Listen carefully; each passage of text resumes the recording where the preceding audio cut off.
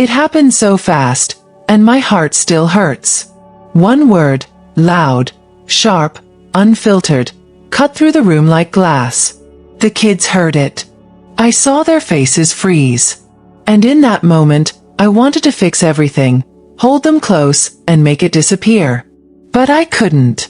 I just stood there, stunned, aching, and praying you'd help me breathe. You know I don't expect perfection, but I wasn't ready for that. I wasn't ready to see their innocence confronted by something so harsh.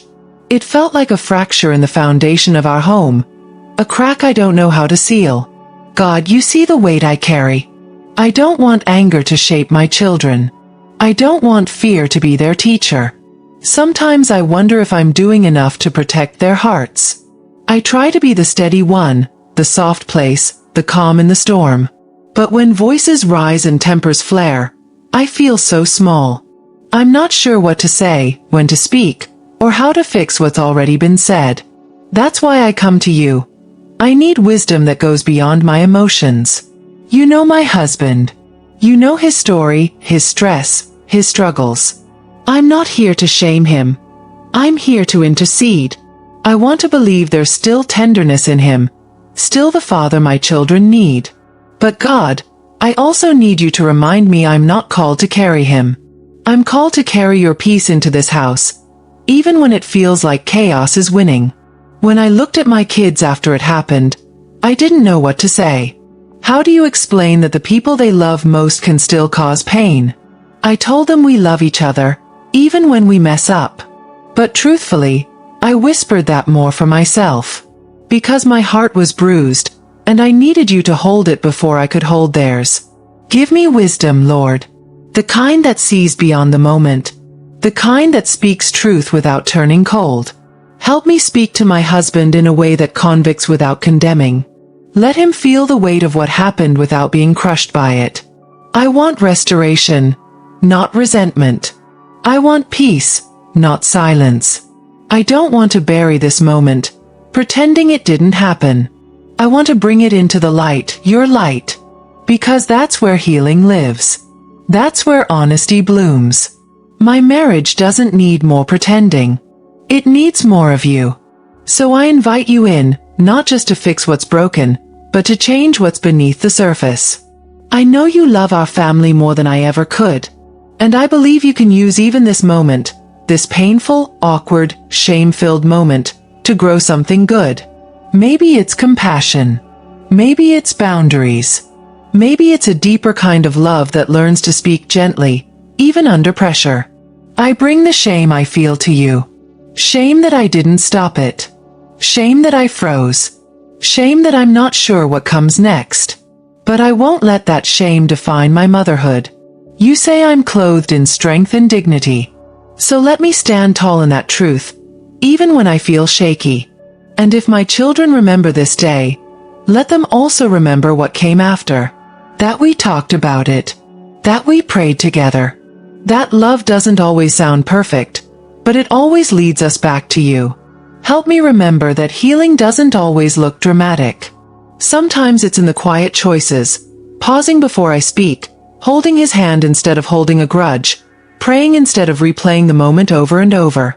I need your spirit to guide those small responses that, over time, shape a new atmosphere in our home.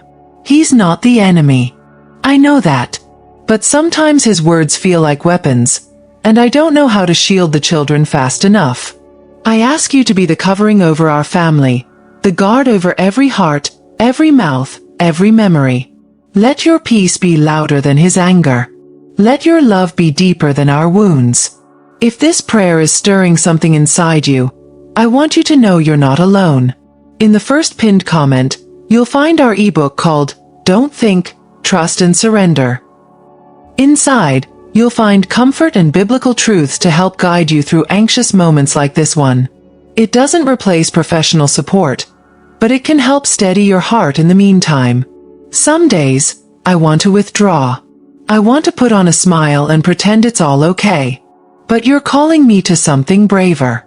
You're calling me to engage, to pray, to love wisely. Not blindly. Help me know when to speak and when to be still. when to protect and when to pursue peace. Give me language that heals, not hides. Let my children see honesty, not performance. Let them see that adults can make mistakes, but they can also take responsibility.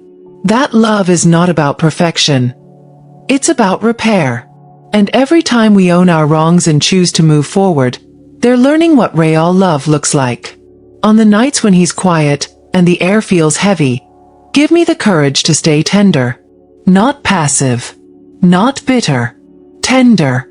Help me to forgive without enabling, to care without caving, to stand without shouting. That balance feels impossible most days. But with you, I believe it's not only possible. It's powerful. Sometimes I wonder what the long-term impact will be.